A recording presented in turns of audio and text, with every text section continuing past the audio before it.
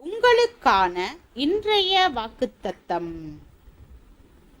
தேவனுடைய கிருபையினால் ஒவ்வொருவருக்காகவும் மரணத்தை ருசி பார்க்கும்படிக்கு தேவ தூதரிலும் சற்று சிறியவராக்கப்பட்டிருந்த இயேசு மரணத்தை உத்தரித்ததின் நிமித்தம் மகிமையினாலும் கனத்தினாலும் முடிசூட்டப்பட்டதை காண்கிறோம்.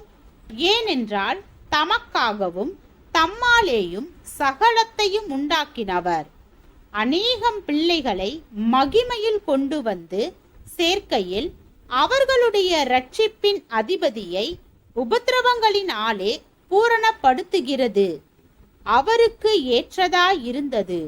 எபிரேயர் 2 அதிகாரம் வசனம் 9-10.